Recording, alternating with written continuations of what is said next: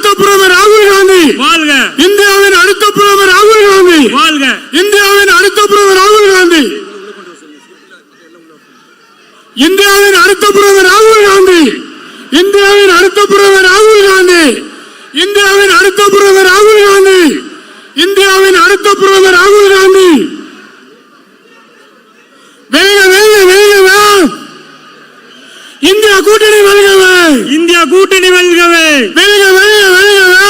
வெல்க வெல்க வெல்கவே. இந்தியா கூட்டணி வெல்கவே. இந்தியா கூட்டணி வெல்கவே. வெல்க வெல்க வெல்கவே. வெல்க வெல்க வெல்கவே. இந்தியா கூட்டணி வெல்கவே. இந்தியா கூட்டணி வெல்கவே. இந்தியாவின் அடுத்த பிரதமர் ராகுல் காந்தி வாழ்க. இந்தியாவின் அடுத்த பிரதமர் ராகுல் காந்தி வாழ்க. இந்தியாவின் அடுத்த பிரதமர் ராகுல் காந்தி வாழ்க. தமிழக நிரந்தர முதல்வர் ஸ்டாலின் வாழ்க. தமிழக நிரந்தர முதல்வர் ஸ்டாலின் வாழ்க. இந்தியாவின் அடுத்த பிரதமர் ராகுல் காந்தி வாழ்க. இந்தியாவின் அடுத்த பிரதமர் ராகுல் காந்தி வாழ்க. வெல்க வெல்க வெல்கவே. இந்தியா கூட்டணி வெல்கவே. வெல்க வெல்க வெல்கவே. இந்தியா கூட்டணி வெல்கவே. வெல்க வெல்க வெல்கவே. இந்தியா கூட்டணி வெல்கவே. இந்தியாவின் அடுத்த பிரதமர் ராகுல் காந்தி. இந்தியாவின் அடுத்த பிரதமர் ராகுல் காந்தி. அன்பார்ந்த வணக்கத்திற்குரிய வாக்காளர் பெருமக்களே, திராவிட முன்னேற்ற கழக தலைமையிலான இந்தியா கூட்டணியுடைய தலைவர்களே, இங்கே வருகை புரிந்திருக்கின்ற திராவிட முன்னேற்ற கழகத்தின் துணை பொதுச் செயலாளர் அருமை சகோதரி கனிமொழி அவர்களே, தமிழ்நாடு காங்கிரஸ் தலைவர் அன்பு சகோதரர் சொல்லப்பருந்தி அவர்களே, காங்கிரஸ் திராவிட முன்னேற்ற கழகத்தின் முன்னணி தலைவர்களே, கூட்டணி கட்சியின் தலைவர்களே, முன்னணி தலைவர்களே, வருகை புரிந்திருக்கிற அன்பான நண்பர்களே, அனைவருக்கும் வணக்கம். இப்பொழுது நம்முடைய திராவிட முன்னேற்ற கழகத்தின் தலைமையிலான மாண்புமிகு தளபதி அவர்கள் தலைமையிலான இந்தியா கூட்டணியினுடைய வெற்றி பிரச்சாரத்தை இந்தியாவிலே மீண்டும் ஆட்சி அமைப்பதற்கு தலைவர் ராகுல் காந்தி தலைமையில் ஆட்சி வைக்கிற அந்த மகத்தான சேவையை புரிவதற்கு தலைவர் தளபதியால் முன்மொழியப்பட்ட நம்முடைய அன்பு தலைவர் ராகுல் காந்தி அவர்கள் இங்கே வருகை புரிந்திருக்கிறார்கள். இந்த மாபெரும் பொதுக்கூட்டத்திற்கு தலைமையேற்று வரவேற்புரையாற்ற தமிழ்நாடு காங்கிரஸ் தலைவரை அன்புடன் அழைக்கிறோம்.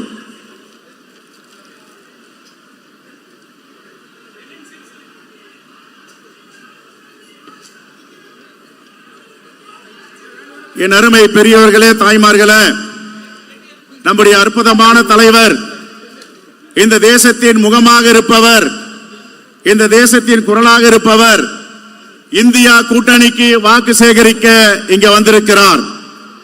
நம்முடைய அருமையான வேட்பாளர்களை ஆதரித்து பரப்புரை செய்ய வந்திருக்கும் நம்முடைய தலைவர் அருமைக்குரிய திரு ராகுல் காந்திஜி அவர்களே, இந்த நிகழ்ச்சியில கலந்து கொண்டிருக்கும் திராவிட முன்னேற்ற கழகத்தின் துணை பொதுச் செயலாளர் அருமை சகோதரி கனிமொழி கருணாநிதி அவர்களே, அமைச்சர் மாண்புமிகு திரு தங்கம் தென்னரசு அவர்களே, மாண்புமிகு திரு அனிதா ராதாகிருஷ்ணன் அவர்களே, மேனாள் பேரவைத் தலைவர் அண்ணன் ஆவுடையப்பன் அவர்களே, மேனாள் அமைச்சர் திரு மைதீன் கான் அவர்களே, சட்டமன்ற உறுப்பினர் அன்பு சகோதரர் வகாப் அவர்களே, நம்முடைய பொதுச் செயலாளர் அருமைக்குரிய திரு அஜய் அவர்களே, சட்டமன்ற கட்சி தலைவர் ராஜேஷ்குமார் அவர்களே, இந்த நிகழ்ச்சியில கலந்து கொண்டிருக்கும் மேனாள் தலைவர்கள் அருமை அண்ணன் திருநாவுக்கரசர் அவர்களே, அருமை அண்ணன் அழகிரி அவர்களே,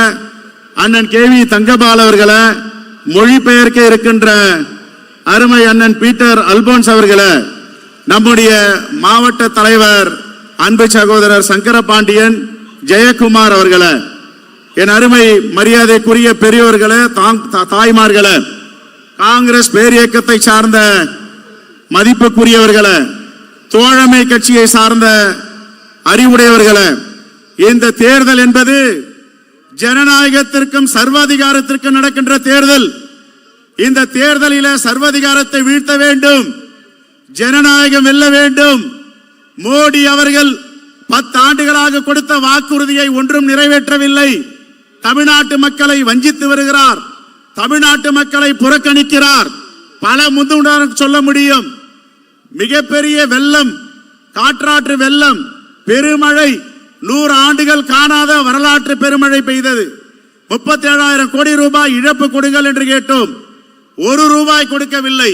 இதுதான் மோடியுடைய பாசிச ஆட்சி.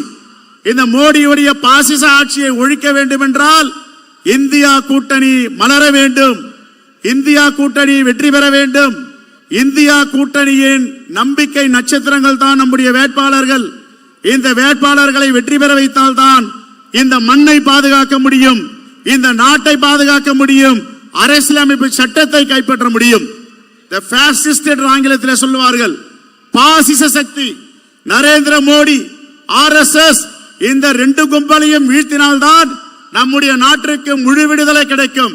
இதை 2வது சுதந்திர போராக நாம் எடுத்துக்கொண்டு இந்தியா கூட்டணி வேட்பாளர்களை நாம் வெற்றி பெற செய்ய வேண்டும். நம்முடைய முகம், நம்முடைய குரல் தலைவர் ராகுல் காந்தி அவர்கள் என்பதை இந்த நாடறிந்த உண்மை என்பதை நாம் பறைசாற்றுகிறோம். அருமைக்குரிய பெரியவர்களே, 10 ஆண்டுகளாக ஒன்றும் செய்யாத மோடி, நம்முடைய தலைவர் ராகுல் காந்தி அவர்கள் நியாய பத்திரம் என்றால் என்ன? தாய்மார்களுக்கு வருடத்திற்கு ₹1,00,000, வேலையில்லா பட்டாதாரிகளுக்கு ₹1,00,000, அமைப்பு சாரா தொழிலாளர்கள் அன்ஆர்கனைஸ்டு செக்டார் என்று சொல்லுவார்களே 50 கோடி மக்களுக்கு மேல் இந்த தேசத்திலே இருக்கிறார்கள். அவர்களுக்கு மோடி கொடுக்கின்ற சம்பளம் ₹176. நம்முடைய தலைவர் ராகுல் காந்தி அவர்கள் கொடுக்க போகின்ற சம்பளம் ₹400. இதுதான் மோடியுடைய பாசிச ஆட்சிக்கும் நம்முடைய இந்தியா கூட்டணி ஆட்சிக்கும் உள்ள வித்தியாசம். அருமைக்குரிய பெரியவர்களே, 10 ஆண்டுகளாக இதை நிறைவேற்றவில்லை. நம்முடைய மாண்பு முதலமைச்சர் 2.5 ஆண்டுகள் கொடுத்த வாக்குறுதியை 80 விழுக்காடு நிறைவேற்றி இருக்கிறார். அது மட்டுமல்ல, கொடுக்காத வாக்குறுதியை நிறைவேற்றி இருக்கிறார். இல்லம் தேடி கல்வி, மக்களை தேடிய மருத்துவம், புதுமை பெண், நான் முதல்வன், இன்னுயிர் காப்போம் 48, காலை உணவு திட்டம், இப்படி பல திட்டங்களை நம்முடைய தமிழ்நாட்டில் நடைமுறைப்படுத்தப்படுகிறது. ஏன் மோடியால் நடைமுறைப்படுத்த முடியல? இதுதான் கேள்வி. என் அருமைக்குரியவர்களே, பெரியவர்களே, நம்முடைய முகம், நம்முடைய குரலாக இருக்கின்ற தலைவர் ராகுல் காந்தி அவர்களை கரத்தை வலுப்படுத்த வேண்டும் என்றால் இந்தியா கூட்டணி வெற்றி பெற வேண்டும். நான் விடைபெறுவதற்கு முன்பு 3 குரல் நாம் இங்க போடுகின்ற கோஷம் பாராளுமன்றத்தில் இருப்ப மோடிக்கு கேட்க வேண்டும். தலைவர் ராகுல் காந்தி, தலைவர் ராகுல் காந்தி, தலைவர் ராகுல் காந்தி. நன்றி, வணக்கம், ஜெயின். நன்றி தமிழ்நாடு தலைவர்களே. அடுத்து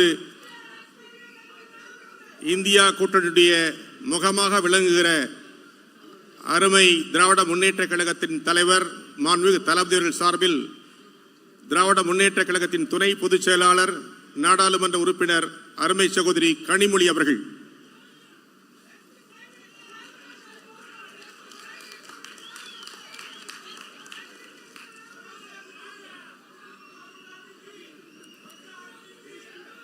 இந்த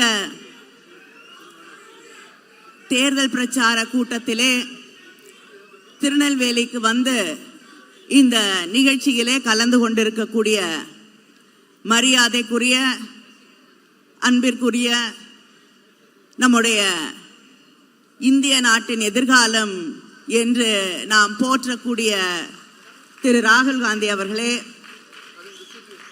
இந்த நிகழ்ச்சியிலே கலந்து கொண்டிருக்கக்கூடிய அமைச்சர்கள் தங்கம் தென்னரசு அவர்களே, அனிதா ராதாகிருஷ்ணன் அவர்களே, காங்கிரஸ் கமிட்டியின் தலைவர் செல்வ பரிந்தகை அவர்களே, KS அழகிரி அவர்களே, அண்ணன் திருநாவுக்கரசு அவர்களே, KV தங்கபாலு அவர்களே, பீட்டர் அல்போன்ஸ் அவர்களே, திராவிட முன்னேற்ற கழக மாவட்ட கழகத்தின் செயலாளர்கள் அண்ணன் நாவுடையப்பன் அவர்களே, TPM மைதீன் கான் அவர்களே, மேடையிலே இருக்கக்கூடிய நம்முடைய இந்தியா கூட்டணியை சார்ந்த தலைவர்களே, இந்த நிகழ்ச்சியிலே கலந்து கொண்டிருக்கக்கூடிய நம்முடைய இந்தியா கூட்டணியின் நிர்வாகிகளே, சகோதரர்களே, சகோதரிகளே, நம்முடைய அன்பு தலைவர் கலைஞரின் உயிரினும் மேலான அன்பு உடன்பிறப்புகளே, உங்கள் அத்தனை பேருக்கும் என்னுடைய நன்றியை, வணக்கத்தை தெரிவித்துக் கொள்கிறேன்.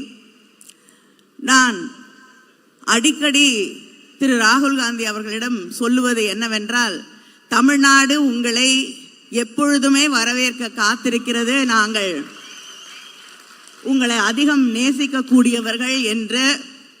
அதற்கு ஒரு உதாரணம், காலையிலிருந்து தகித்து கொண்டிருந்த வெயில் ராகுல் காந்தி அவர்கள் இங்கே கால் வைத்தவுடன் பூங்காற்றாக மாறி இன்று உங்களுக்கு குடைபிடித்துக் கொண்டிருக்கிறது.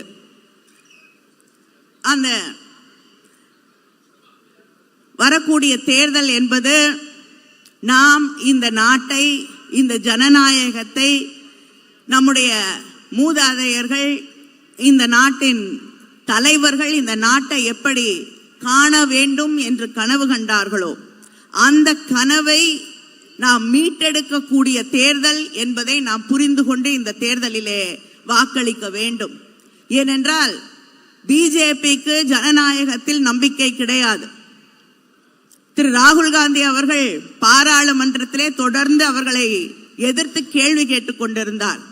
அதானிகளை பற்றியும் அம்பானிகளுக்கும் அவர்கள் செய்து கொண்டிருந்த சேவைகளை எல்லாம் கேள்வியாக அங்கே பொழிந்தார் என்ற ஒரே காரணத்திற்காக அவரை நாடாளுமன்றத்திலிருந்து விலக்குவதற்கு அத்தனை வழிவகையும் செய்ததுதான் பிஜேபி. எதிர்கட்சியிலே இருக்கக்கூடிய தலைவர்களை எல்லாம் சிறைக்கு அனுப்ப வேண்டும். கேள்வி கேட்கக்கூடிய அத்தனை பேரையும் மௌனமாக்க எதை செய்ய வேண்டும் என்றாலும் செய்ய தயாராக இருக்கக்கூடிய ஒரு இயக்கம்தான் பிஜேபி. அதனால இந்த நாட்டிலே பேச்சுரிமையை காப்பாற்ற வேண்டும், சாதாரண சாமானிய மக்களுடைய உரிமையை காப்பாற்ற வேண்டும் என்றால் இந்த தேர்தலிலே இந்திய கூட்டணி வெற்றி பெற வேண்டும் என்பதை நாம் மனதிலே நிறுத்திக் கொள்ள வேண்டும். நிறைய பேர் விமர்சனம் செய்து கொண்டிருக்கிறார்கள். காங்கிரசும் திராவிட முன்னேற்ற கழகமும் தொடர்ந்து இணைந்தே இருப்பது அவர்களுக்கு ஏற்றுக்கொள்ள முடியாததாக, பார்ப்பதற்கே கொஞ்சம் மனதுக்கு வருத்தம் தரக்கூடிய ஒன்றாக கூட இருக்கிறது. அவர்கள் புரிந்து கொள்ள வேண்டும், திராவிட இயக்கத்தின் அடிப்படை கொள்கைகளாக நாம் எதை நினைக்கிறோமோ, திராவிட இயக்கம் எல்லோருக்கும் வாய்ப்பு கொடுக்கக்கூடிய, இந்த சமூகத்தில் இருக்கக்கூடிய அத்தனை பேருக்கும் ஒரு நீதியை உருவாக்கக்கூடிய இயக்கமாக இருக்க வேண்டும் என்று, எல்லோரும் இருக்க வேண்டும் என்று நினைக்கக்கூடிய இயக்கம். அந்த இயக்கத்தின் அடிப்படை கொள்கைகளை இன்று நாம் காங்கிரஸ் உடைய தேர்தல் அறிக்கையிலே துல்லியமாக தெள்ள தெளிவாக பார்க்க முடிகிறது.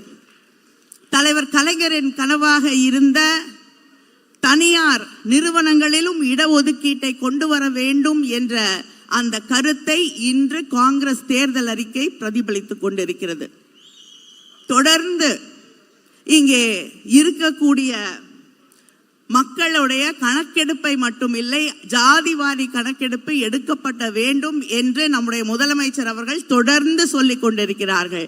இன்று காங்கிரஸ் தேர்தல் அறிக்கையிலே அதுவும் ஒரு வாக்குறுதியாக வெளிவந்திருக்கிறது. அதனால இரண்டு பேரும் இணைந்து செய்யக்கூடிய பயணம் இது. அண்ணன் தளபதி அவர்கள் காணக்கூடிய கனவுகள், இந்த நாட்டை அவர் எப்படி பார்க்க விரும்புகிறார், தமிழ்நாட்டில் இருக்கக்கூடிய திராவிட மாடலின் தொடர்ச்சியாக இந்த நாட்டின் அரசமைப்பு இருக்க வேண்டும் என்ற நம்முடைய கனவுகளை எல்லாம் நிறைவேற்றக்கூடிய ஒரு தலைவர் நம்முடைய ராகுல் காந்தி அவர்கள். அவரை வருக வருக வருக என்று வரவேற்கிறேன். நன்றி, வணக்கம்.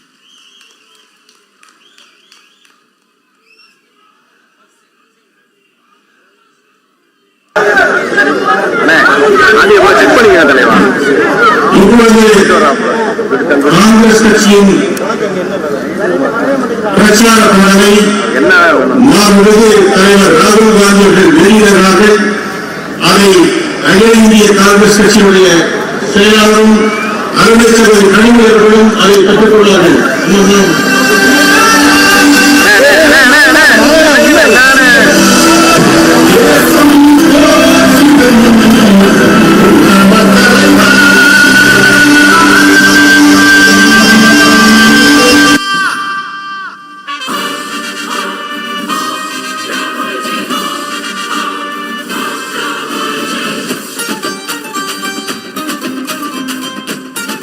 இப்பொழுது நம்முடைய அருமை தலைவர் ராகுல் காந்தி பேச வருமாறு அழைக்கிறோம்.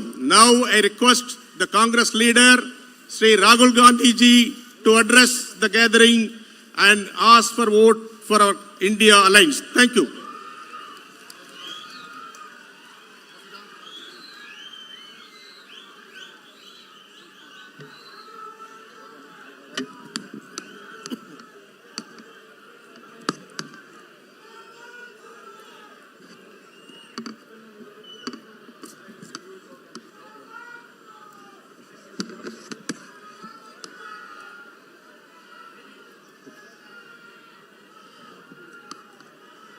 Dr. Ajay Kumar ji, Kanimozi ji, Selva Perun Thagai ji, S. Rajesh Kumar ji, candidate Robert Bruce, leaders from the India Alliance sitting on the stage, dear Tamil brothers and sisters, friends from the media, I'd like to welcome all of you to this meeting.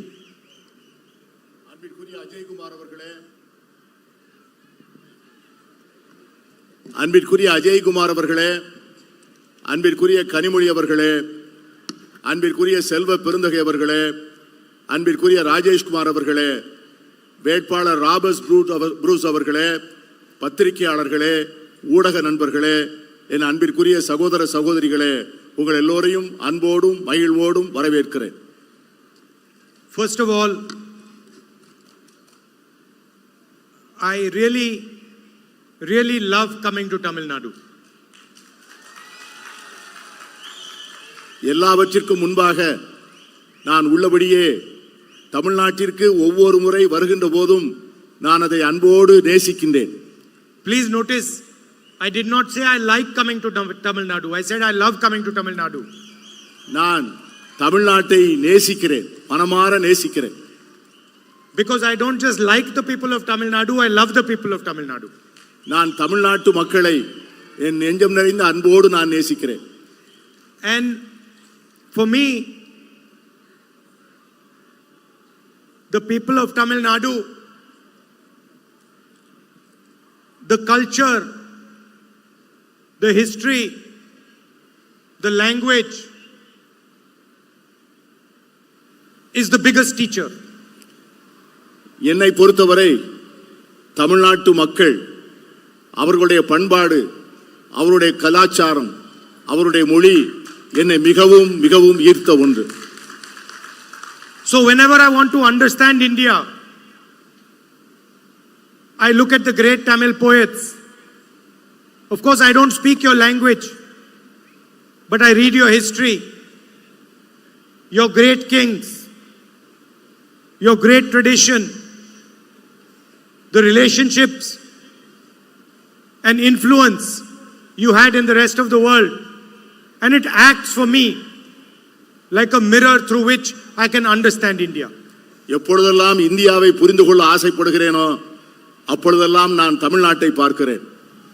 அதனுடைய கலாச்சாரம், அதனுடைய தொன்மையான பண்பாடு, அதனுடைய அற்புதமான கவிஞர்கள், அவர்களுடைய சிந்தனையின் தாக்கம், இவைகளெல்லாம் இந்த மொழியினை நான் படிக்கவில்லை என்றாலும் கூட அவருடைய சரித்திரத்தை நான் படித்த காரணத்தினால் இந்தியாவை பார்க்கின்ற வேளையிலெல்லாம் தமிழ்நாட்டை பார்த்து தமிழ்நாடு இந்தியாவை பிரதிபலிக்கின்ற ஒரு அற்புதமான கண்ணாடியாக அதனை நான் பார்க்கிறேன்.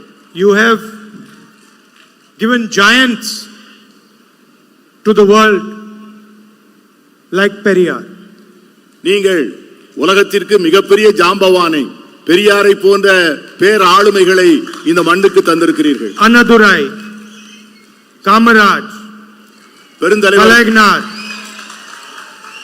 பெருந்தலைவர் காமராஜரை போன்றவர்கள், கலைஞரை போன்றவர்கள், இன்னும் ஒப்புயர்வற்ற தலைவர்களை எல்லாம் இந்த மண்ணுக்கு நீங்கள் அளித்திருக்கிறீர்கள். I could spend the whole meeting talking about Periyar ji, Annadurai ji, Kamaraj ji, Kalaignар ji. இந்த கூட்டத்தை முழுமையுமே பெரியாரை பற்றியும், அண்ணாவை பற்றியும், தலைவர் காமராஜரை பற்றியும், கலைஞர் அவர்களை பற்றியும் நான் முழுமையாக பேசிக் கொண்டிருக்க முடியும். And you have shown the rest of the country how to walk on the path of social justice. நீங்கள் சமூக நீதியின் பாதையிலே எப்படி நடப்பது என்பதை இந்த நாட்டுக்கே தமிழகத்து மக்கள்தான் அதை தெரிவிக்கப்படுத்தியிருக்கிறீர்கள். So when it was decided to start the Bharat Jodo Yatra, we started in Tamil Nadu. எனவேதான் பாரத் ஜோடோ யாத்திரையை நான் ஆரம்பிக்கும் போது தமிழகத்திலிருந்து அந்த யாத்திரையை துவங்க வேண்டும் என்று நான் நினைத்தேன். And we walked from Tamil Nadu to Kashmir, 4,000 kilometers, fighting for the ideas that these great leaders fought for. அதனால்தான் கன்னியாகுமரியிலிருந்து காஷ்மீர் வரை 4000 கிலோமீட்டர் தூரம் நடந்து இந்த மாபெரும் தத்துவங்களை இந்த மண்ணின் மக்களுக்கு சொல்வதற்காக நடந்தோம். And for me, whenever I come to this great land, I come here with humility and with my head bowed to your past and your tradition. எப்பொழுதெல்லாம் இந்த மண்ணுக்கு வருகிறேனோ அப்பொழுதெல்லாம் உங்களது கலாச்சாரத்திற்கும் உங்களது பண்பாட்டிற்கு முன்பும் நான் தாழ்மையுடன் தலைவணங்கித்தான் வருகிறேன். Because the only thing that a person like me can do is learn from your tradition and your history. இந்தியாவிலே இந்த ஒரு மாநிலத்திலிருந்து தான் எல்லோரும் நிறைய செய்திகளையும் பண்பாட்டு தரவுகளையும் படிக்க முடியும். At the same time, the Tamil people, all of them, have always showered love and affection on me and my family. நான் எப்பொழுதெல்லாம் வருகிறேனோ அப்பொழுதெல்லாம் தமிழகத்து மக்கள் நெஞ்சம் நிறைய அன்பை என் மீது சொரிந்திருக்கிறார்கள், என்னை நேசித்திருக்கிறார்கள். And I have never seen this to be a political relationship.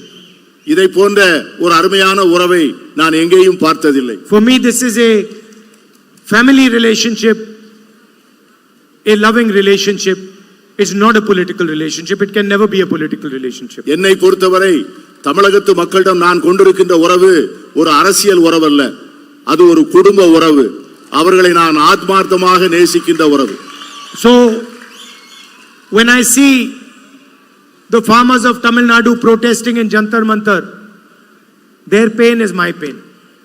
அவர்கள் இந்த மண்ணினுடைய விவசாயிகள் ஜந்தர் மந்தர் என்ற இடத்திலே அவர்கள் போராட்டம் நடத்துகின்ற போது என்னுடைய உறவினர்களே அங்கே போராடுகின்ற போன்ற ஒரு நிலையை நான் உணர்ந்தேன். Today there is an ideological battle taking place in India. இன்றைக்கு இந்தியாவிலே ஒரு பெரிய தத்துவ போர் நடந்து கொண்டிருக்கிறது. On one side are the ideas of Periyar, social justice, freedom and equality. And on the other side are the ideas of the RSS, Mr. Narendra Modi and his government. ஒரு புறம் தந்தை பெரியாரை போன்ற தலைவர்கள் போதித்த சமூக நீதி, சமத்துவம், விடுதலை, மறுபுறம் நரேந்திர மோடியை போன்றவர்கள் கொண்டாடுகின்ற வெறுப்பும் துவேஷமும். Narendra Modi says one nation, one leader, one language. Narendra Modi சொல்லுகிறார் இது ஒரே நாடு, ஒரே தலைவர், ஒரே மொழி என்று சொல்லுகிறார். The Tamil language is no less than any other Indian language. இந்தியாவில் இருக்கிற எந்த மொழியை விட தமிழ் மொழி எந்த விதத்திலும் குறைந்த மொழி அல்ல. There are many different languages, many different traditions, many different histories and cultures in this country, and all of them are equally important to us. இந்த நாட்டில் பல்வேறு மொழிகள், பல்வேறு பண்பாடுகள், பல்வேறு கலாச்சாரங்கள் இருக்கின்றன. ஒரு கலாச்சாரத்தை விடவோ, ஒரு பண்பாட்டை விடவோ, ஒரு மொழியை விடவோ மற்றொரு மொழி, பண்பாடு, கலாச்சாரம் எந்த விதத்திலும் தாழ்ந்ததல்ல. Tamil is not just a language. It is the way the Tamil people understand themselves. Tamil என்பது ஒரு மொழி அல்ல. தமிழ் என்பது ஒவ்வொருவரும் தங்களை எப்படி புரிந்து கொள்கிறார்கள் என்கிற வாழ்க்கை முறை. And an attack on the Tamil language is an attack on the Tamil people, nothing less. Tamil மொழியின் மீது தொடுக்கப்படும் எந்த தாக்குதலும் தமிழர்கள் மீது தொடுக்கப்பட்ட தாக்குதலாகவே நான் பார்க்கிறேன். And so I've come here to tell you that for us, your language, your tradition, your history, these are most important for us and our politics. என்னை பொறுத்தவரை உங்களுடைய மொழியும் உங்களுடைய கலாச்சாரமும் உங்களுடைய பண்பாடும் எல்லாவற்றையும் விட எனக்கு அவை மிக மிக முக்கியம். There can be no India without Tamil, without Bengali, without these large numbers of languages that our people speak. Tamil மொழி அல்லாமல், வங்க மொழி அல்லாமல், பேசப்படுகின்ற பல்வேறு மொழிகள் அல்லாமல் இந்தியா என்கிற ஒரு நாடே இருக்க முடியாது. And that is really what the fight is about. We say that all our people, all our traditions, all our languages are sacred. And they say that there should be one leader, one language, one tradition, one history. நம்மை பொறுத்தவரை இந்தியாவில் இருக்கிற எல்லாவித கலாச்சாரங்களும் பண்பாடும் மிக புனிதமானவைகள் என்று கருதுகிறோம். ஆனால் அவர்களோ ஒரே நாடு, ஒரே தலைவர், ஒரே மொழி என்பதிலே குறிக்கோளாக இருக்கிறார்கள். And what is the result of their ideology? The highest unemployment in 45 years. 83% of unemployed people are youngsters. இதனுடைய முடிவு என்னவென்று சொன்னால், இந்த நாட்டிலே இருக்கின்ற இளைஞர்களில் 83 விழுக்காட்டு இளைஞர்கள் வேலையில்லாத திண்டாட்டத்தை சந்திக்கின்றவர்களாக இருக்கிறார்கள். India today is more unequal than it was under the British. பிரிட்டிஷார் இருந்த காலத்தை விட இப்பொழுது இருக்கிற இந்தியா சமச்சீரற்ற இந்தியாவாக இருக்கிறது. 21 Indians have the same amount of money that 70 crore Indian people have. இந்த நாட்டிலே 25 படிய பணக்காரர்கள் 70 விழுக்காடு மக்கள் 70 விழுக்காடு செல்வத்தை தங்கள் கைவசம் வைத்திருக்கிறார்கள். 30 Indian farmers kill themselves every single day. ஒவ்வொரு நாளும் 30 இந்திய விவசாயிகள் தற்கொலை செய்து கொள்கிறார்கள். And yet the Prime Minister is not ready to forgive their loans. ஆனால் இந்த நாட்டினுடைய பிரதமர் அவர்களுடைய கடன்களை தள்ளுபடி செய்ய தயாராக இல்லை. But he can give 16 lakh crores to the richest Indians by forgiving their loans. ஆனால் விவசாயிகளுக்கு கடன்களை தள்ளுபடி செய்ய மறுத்த அதே பிரதமர் இந்த நாட்டினுடைய மிகப்பெரிய பணக்காரர்களுக்கு 16 லட்சம் கோடி ரூபாய் கடனை தள்ளுபடி செய்திருக்கிறார். 2 or 3 large industrialists, none of them from Tamil Nadu, get all the contracts, all the benefits. Every single industry is being handed over to them. 2-3 விரல் விட்டு எண்ணக்கூடிய மிகப்பெரிய தொழிலதிபர்கள் அவர்கள் யாரும் தமிழ்நாட்டை சார்ந்தவர்கள் அல்ல. அவர்கள் இந்தியாவில் இருக்கக்கூடிய அத்தனை அரசு ஒப்பந்தங்களையும் அத்தனை அரசு வழங்குகின்ற மற்றவித வசதிகளையும் அவர்கள் மட்டுமே பெற்றுக்கொண்டு அனுபவித்து வருகிறார்கள். Just because Mr. Adani is close to the Prime Minister and helps the Prime Minister, the ports, the airports, electrical power, wind power, solar power, defense industry, all of it is handed to him. Adani அவர்கள் பிரதமருக்கு நெருக்கமானவராக இருப்பதால், பிரதமர் அவருக்கு உதவ வேண்டும் என்று நினைப்பதால் இந்த நாட்டில் இருக்கிற அனைத்து துறைமுகங்களும், அனைத்து விமான நிலையங்களும், அனைத்து மின்சாரம் தயாரிக்கின்ற சோலார் பவர், கோல் பவர் என்ற எல்லா விதமான மின்சாரம் தயாரிக்கின்ற வசதிகளையும் ஒரே தொழில்நுட்பரிடம் அது ஒப்படைக்கப்பட்டிருக்கிறது.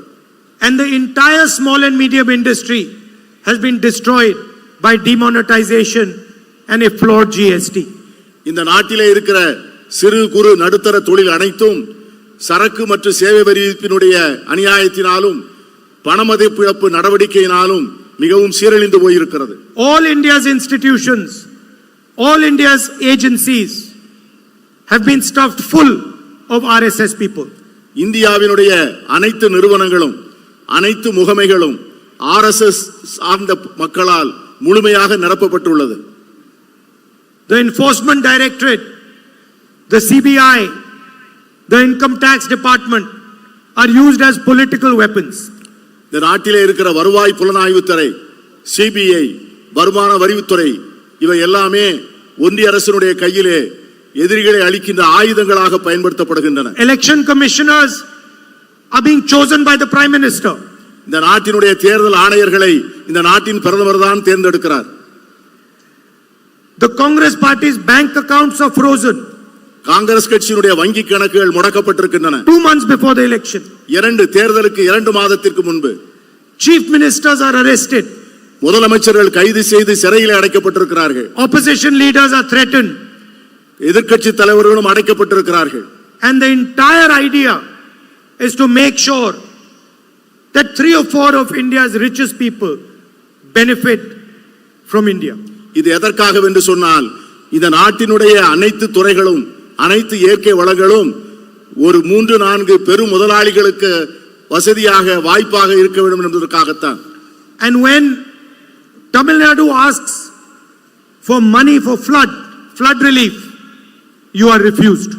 அதனால்தான் தமிழ்நாடு எப்பொழுதும் வெள்ள நிவாரண நிதிக்கு பணம் கேட்கிறதோ அந்த பணத்தை கொடுப்பதற்கு ஒன்றிய அரசு மறுக்கிறது. And the center labels your request as pichai. அதனால் நீங்கள் கொடுத்த வேண்டுகோள்கள் நிராகரிக்கப்பட்டன. When Tamil fishermen ask for assistance, the center gives them nothing. தமிழகத்தை சார்ந்த மீனவர்கள் உதவி கேட்டபோது இந்த ஒன்றிய அரசு எதுவும் செய்யவில்லை. Tamil farmers are forced to go to Jantar Mantar, they get nothing. தமிழக விவசாயிகள் ஜந்தர் மந்தர் முன்பு போராடிய போது அவர்களுக்கு எதுவும் கிடைக்கவில்லை. The only thing Mr. Narendra Modi cares about is having a monopoly on the finances and the communication system of this country. என்ன காரணம் என்று சொன்னால் மோடி அவர்கள் இந்த நாட்டினுடைய பொருளாதார வசதியின் மீதும் இந்த நாட்டினுடைய ஊடகங்களின் மீதும் முழுமையான தன்னுடைய ஆக்கிரமிப்பை வைத்திருக்கிறார். His members of parliament openly state that they are going to change the constitution if they come to power. அவர்கள் கட்சியை சார்ந்த ஒரு நாடாளுமன்ற உறுப்பினர் தாங்கள் ஆட்சிக்கு வந்தால் இந்த நாட்டின் அரசியல் சாசன சட்டத்தை உடனடியாக மாற்றுவோம் என்று சொல்லுகிறார். And in the rest of the world, where earlier India used to be called a beacon of democracy, the rest of the world today says India's democracy is no longer a democracy. உலகமெல்லாம் ஒரு நாள் இந்தியாவை ஜனநாயகத்தின் தாய் என்று போற்றிய அந்த நாட்கள் போய் இந்தியாவை ஜனநாயகம் அழிந்து போகின்ற ஒரு நாடாக இன்று பார்க்கக்கூடிய சூழ்நிலை உருவாகி இருக்கிறது. So in this environment, what is the Congress party and the India alliance thinking of doing? இந்த சூழ்நிலையிலே காங்கிரஸ் கட்சியும் இந்தியா கூட்டணியும் என்ன செய்ய நினைக்கிறது என்று உங்களுக்கு சொல்ல ஆசைப்படுகிறேன்.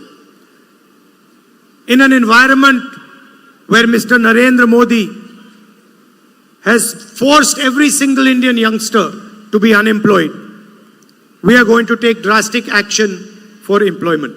இந்தியாவினுடைய எல்லா இளைஞர்களையும் வேலையில்லா திண்டாட்டத்தின் சூழ்நிலையிலே மோடி அவர்கள் திணிக்கின்ற சூழ்நிலையில் அவர்களை பற்றி நினைத்து அவர்கள் எல்லோருக்கும் வேலை வாய்ப்பை உருவாக்கி கொடுக்க வேண்டும் என்று நாங்கள் மனமாற விரும்புகிறோம். There are 30 lakh jobs, 30 lakh government jobs which today are lying vacant. We will give these 30 lakh jobs to the young people of this country. இன்று ஒன்றிய அரசிடம் 30 லட்சம் பணியிடங்கள் வேலைகள் காலியாக இருக்கின்றன. நாங்கள் ஆட்சிக்கு வந்தவுடனே அந்த இடங்களை 30 லட்சம் இடங்களையும் உடனடியாக நிரப்புவோம். And that is just the starting point. The children of rich families, before they get a proper job, they do an apprenticeship. வேலை கிடைப்பதற்கு முன்பு அந்த இளைஞர்களுக்கு வேலை பயிற்சி வாய்ப்பை அளிக்கக்கூடிய ஒரு திட்டத்தை உருவாக்கி வைத்திருக்கிறோம். For 6 months or a year, they go to a private company and they work and they get paid for that work and they get trained. ஒரு 6 மாதம் அல்லது ஒரு வருடம் ஒரு தனியார் நிறுவனத்திலே அவர்கள் வேலை பார்த்து பயிற்சி பெற்று அதற்கு பிறகு அவர்களுக்கு நல்ல வேலை கிடைக்க நாங்கள் ஏற்பாடு செய்வோம். And so for all our graduates, undergraduates and our diploma holders, we are going to pass a law which is going to be called the right to apprenticeship. இதை போன்று டிப்ளமோ படித்துவிட்டு வேலை இல்லாமல் இருப்பவர்கள், என்ஜினியரிங் கல்வி படித்துவிட்டு வேலை இல்லாமல் இருப்பவர்கள், பட்டம் படித்துவிட்டு வேலை இல்லாமல் இருக்கிறவர்கள், இவர்கள் எல்லோருக்கும் வேலை கொடுப்பதற்காக தனியாக ஒரு சட்டம் இயற்றி வேலை வாய்ப்பு பயிற்சி சட்டம் என்றே அதற்கு பெயர் விட்டு அந்த சட்டத்தை நாங்கள் நிறைவேற்ற இருக்கிறோம். Every single Indian youth will have the right to get an apprenticeship with a private company, public sector company, or with the government. They will be allowed to work for 1 year. They will be trained, and for their 1 year they will get 1 lakh rupees in the bank account. தகுதி பெற்ற ஒவ்வொரு இளைஞனும் இளம்பெண்ணும் இந்தியாவில் இருக்கின்ற தனியார் நிறுவனங்கள் அல்லது பொதுத்துறை நிறுவனங்கள் அல்லது அரசு நிறுவனங்களில் பணியாற்றக்கூடிய வாய்ப்பை உருவாக்கி கொடுத்து ஓராண்டுகள் அவர்களுக்கு பயிற்சி அளித்து அந்த ஓராண்டு பயிற்சி பெறுகின்ற காலத்திலே அவர்களுக்கு அரசு 1 லட்சம் ரூபாய் வழங்கும். And if they do well, then that job can become a permanent job. அவர்கள் அதிலே சிறப்பாக தேர்ச்சி பெறுவார்கள் என்று சொன்னால் அந்த வேலையிலேயே அவர்கள் பணியமர்த்தப்படுவார்கள். This will allow millions of youngsters to have a work experience, will give them pay for 1 year, and will also allow them to be trained in their interest area. இதன் மூலம் லட்சக்கணக்கான இளைஞர்களுக்கு வேலைக்கான பயிற்சி பெறக்கூடிய வாய்ப்பு கிடைக்கும், வேலை பெறுவதற்கான வாய்ப்பு கிடைக்கும். அதன் மூலமாக அவர்கள் வாழ்க்கையிலே சம்பாதிப்பதற்கான வாய்ப்பும் ஏற்படுத்தி தரப்படும். I know that the people of Tamil Nadu have a big issue with NEET. தமிழ்நாட்டு மக்களுக்கு நீட் தேர்வு என்பது ஒரு மிகப்பெரிய பிரச்சனை.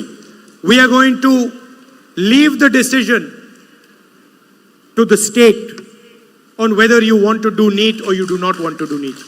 இந்தியா கூட்டணியை பொறுத்தவரை நீட் தேர்வை அந்த மாநில அரசுகளுடைய முடிவுகளுக்கே விடுவதாக இருக்கிறோம். மாநில அரசுகள் விரும்புவதாக இருந்தால் வைத்துக் கொள்ளலாம், வேண்டாம் என்றால் விட்டுவிடலாம். What the Tamil people want their education system to look like, how they want to take their exams, this is the business of the people of Tamil Nadu. தமிழக மக்கள் தங்களுடைய கல்வி தரம் எப்படி இருக்க வேண்டும், தங்களுடைய கல்வி முறை எப்படி இருக்க வேண்டும் என்பதை அவர்கள் முடிவு செய்வார்கள். அதுதான் அவர்களுக்கு சரியான தீர்வாக இருக்கும். NEET is an anti-poor exam, and we are more than happy to allow you to take the decision on whether you want to take this exam or not. NEET தேர்வு என்பது ஏழை மக்களுக்கு எதிரானது. ஆகவே அதன் முடிவை நீங்களே எடுத்துக்கொள்வதிலே நாங்கள் மிக மகிழ்ச்சியோடு அதை ஏற்றுக்கொள்வோம். I remember when the Tamil farmers were protesting in Jantar Mantar in Delhi, and you've all seen millions of farmers protesting in the rest of the country. இந்தியாவினுடைய விவசாய பெருங்குடி மக்கள் ஜந்தர் மந்தரின் முன்பு போராட்டம் நடத்திய போதும், இந்தியா முழுவதும் லட்சக்கணக்கான விவசாயிகள் போராடிய போதும் நீங்கள் அதையெல்லாம் பார்த்து கொண்டிருந்தீர்கள். We have decided that we are going to give a guaranteed legal MSP to the farmers. அந்த விவசாயிகளுக்கு நாங்கள் ஒரு உறுதி சொல்ல ஆசைப்படுகிறோம். அவர்களது விளைபொருட்களுக்கு குறைந்தபட்ச ஆதார விலையை கொடுப்பதற்கான சட்டத்தை நிறைவேற்றுவோம் என்கிற உறுதியை சொல்லுகிறோம். Every farmer will be entitled to a minimum support price which will be guaranteed by the Indian legal system. ஒவ்வொரு விவசாயியும் அவருக்கு குறைந்தபட்ச ஆதரவு விலை உறுதி செய்யப்படும். அதற்காக இந்திய அரசு அதற்கான உறுதியை தரும். Mr. Narendra Modi has given huge loan waivers to the richest people in the country. பிரதமர் நரேந்திர மோடி இந்த தேசத்தில் இருக்கிற மிகப்பெரிய பணக்காரர்களுக்கு மிகப்பெரிய அளவிலே கடன் நிவாரணத்தை அளித்திருக்கிறார்.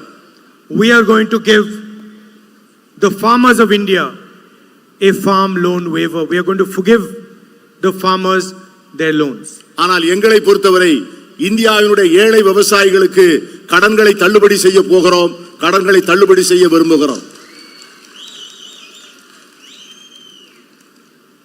The women of this country, the women of Tamil Nadu, protect and look after our future generation. இந்த தமிழகத்தினுடைய பெண்களும் சரி, இந்தியாவினுடைய பெண்களும் சரி, நம்முடைய தேசத்தினுடைய எதிர்காலத்தை அவர்கள்தான் பார்த்துக் கொள்கிறார்கள். And often our women are not compensated in the same way as the men are. இவ்வளவு அருமையான பணிகளை செய்கின்ற அவர்களுக்கு நாம் சரியான முறையிலே நியாயம் வழங்கி இருக்கிறோமா என்றால் இல்லை. ஆண்களுக்கு வழங்கப்பட்டிருக்கின்ற உரிமை பெண்களுக்கு வழங்கப்படவில்லை. So we are coming out with a new scheme for India's poorest women. ஆகவே அதற்காக இந்தியாவில் இருக்கின்ற ஏழை பெண்களுக்காக ஒரு அருமையான திட்டத்தை அறிமுகம் செய்ய இருக்கிறோம். And this is for all families who are today living in poverty. இந்தியாவிலே வறுமையின் பிடியில் இருக்கின்ற அத்தனை குடும்பங்களுக்கும் இந்த திட்டம் பொருந்தும். In each one of these poor families, one woman will be chosen, and the next government of India, the India Alliance government, is going to give that woman 1 lakh rupees every year in her bank account. ஒவ்வொரு குடும்பத்திலும் ஒரு பெண் தேர்ந்தெடுக்கப்பட்டு அந்த பெண்ணுக்கு வரக்கூடிய அரசு, India கூட்டணி அரசு அவர்களுக்கு ஒவ்வொரு ஆண்டும் 1 லட்சம் ரூபாய் வழங்கும் என்பதை நான் மகிழ்ச்சியோடு தெரிவித்துக் கொள்கிறேன். Please understand that every single poor family in this country, is going to be given 8,500 rupees a month, 1 lakh rupees a year by the next government. இதிலிருந்து நீங்கள் தெரிந்து கொள்ள வேண்டும், இந்தியாவில் இருக்கின்ற ஒவ்வொரு ஏழை குடும்பமும் ஒவ்வொரு மாசமும் 8,000 ரூபாய் பெறும். ஒரு வருடத்திற்கு 1 லட்சம் ரூபாய் பெறும். We are going to wipe out poverty from India forever. இந்தியாவிலிருந்து வறுமையை நிரந்தரமாக அழிப்பதென முடிவு செய்திருக்கிறோம்.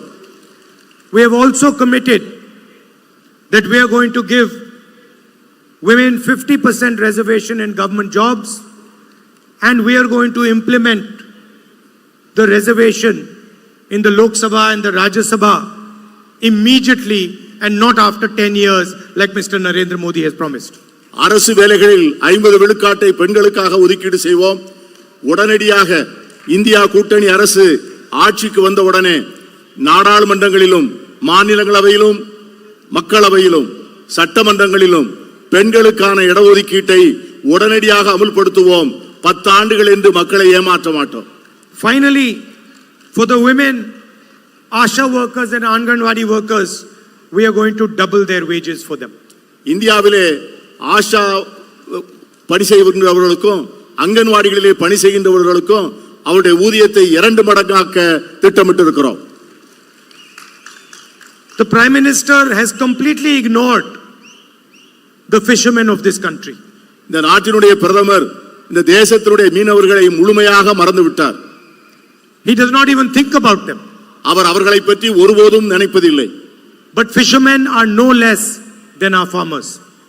நம்முடைய விவசாயிகள் எவ்வளவு முக்கியமோ அந்த அளவுக்கு நம்முடைய மீனவர்களும் முக்கியமானவர்கள். They take huge risks and they provide food to our country. அவர்கள் பேர் ஆபத்துகளுடன் கடலுக்குள் சென்று நம் மக்களுக்கு உணவை தருகிறார்கள். So we have created a special manifesto for fishermen. அதற்காக மீனவர்களுக்கென்று ஒரு தனி தேர்தல் அறிக்கையை நாங்கள் தயார் செய்திருக்கிறோம். And we are going to give them a diesel subsidy for their fishing boats. அவர்களுடைய படகுக்கான டீசல் மானியத்தை தரப்போகிறோம். Insurance for their boats. அவர்களுக்கான படகுகளுக்கு காப்பீடு தரப்போகிறோம்.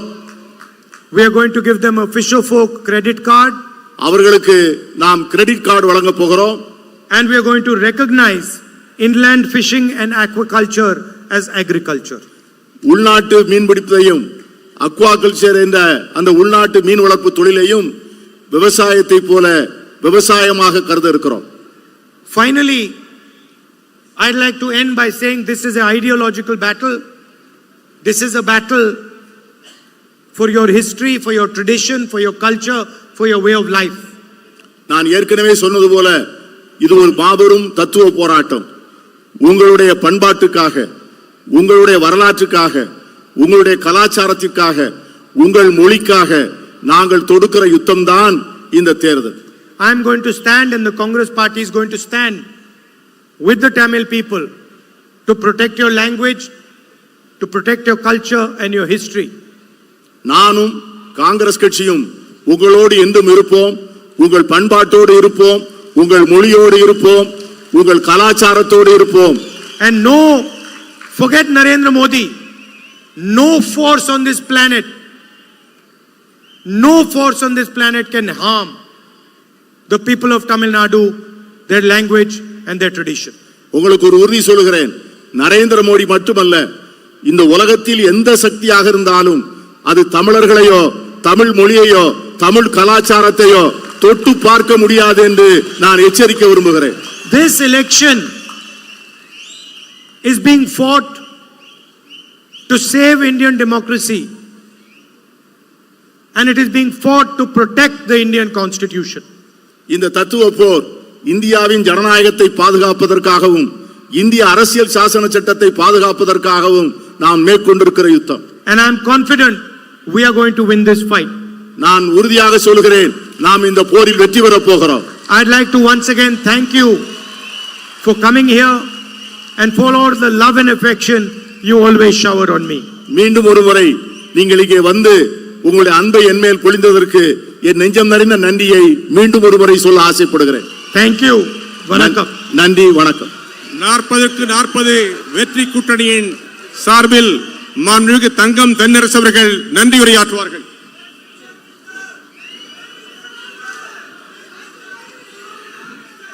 தென்னீர் பொருணை நதி தன் திரைக்கையால் அடிவருடும் நெல்லை சீமையில் இந்திய ஜனநாயகத்தை காத்திடுவோம் என்று உரிமை முழக்கம் செய்து உலக நாடுகள் அத்தனைக்கும் எடுத்துக்காட்டான திராவிட மாடல் ஆட்சியை நடத்தி கொண்டிருக்கக்கூடிய நம்முடைய ஆருயிர் முதலமைச்சர் தலைவர் தளபதி அவருடைய கரங்களோடு இணைந்து இன்றைக்கு உரிமை முழக்கம் செய்திருக்கக்கூடிய இந்தியாவின் இளந்தலைவர் அன்பிற்குரிய திரு ராகுல் காந்தி அவர்களுக்கும் காங்கிரஸ் பேரியக்கத்தின் நிர்வாகிகளுக்கும் தலைவர்களுக்கும் மதிப்பிற்குரிய கனிமொழி அவர்கள் கழகத்தின் துணை பொதுச்செயலாளர் உள்ளிட்டிருக்கக்கூடிய கழக முன்னோடிகளுக்கும் மேடையிலே வீற்றிருக்கக்கூடிய இந்தியா கூட்டணியுடைய நிர்வாகிகளுக்கும் அலைகடல் புகுந்ததென திரண்டிருக்கக்கூடிய நம்முடைய இந்தியா கூட்டணியினுடைய அன்பிற்குரிய தொண்டர்களுக்கும் நம்முடைய திருநெல்வேலி நாடாளுமன்றம் பக்கத்திலே இருந்து பல்வேறு மாவட்டங்களில் இருந்து வந்திருக்கக்கூடிய பொதுமக்களுக்கும் பெரியோர்களுக்கும் தாய்மார்களுக்கும் நிர்வாகிகள் அனைவருக்கும் நம்முடைய இந்தியா கூட்டணியின் பணிக்குழுவின் சார்பில் என் நெஞ்சார்ந்த நன்றியை தெரிவித்துக் கொள்கிறேன். நன்றி, வணக்கம். இப்பொழுது நம்முடைய வெற்றி கூட்டணி வேட்பாளர்களை நம்முடைய மாண்புமிகு தலைவர் ராகுல் காந்தி அவர்கள் அறிமுகப்படுத்துகிறார். திருமதி கனிமொழி அவர்கள், திரு ராபர்ட் புரூஸ் அவர்கள், திரு விஜய் வசந்த் அவர்கள். வெளியே வெளியே வெளியவே இந்தியா கூட்டணி வெளியவே வெளியே வெளியே வெளியவே இந்தியா கூட்டணி வெளியவே இந்தியாவின் அடுத்த பிரதமர் ராகுல் காந்தி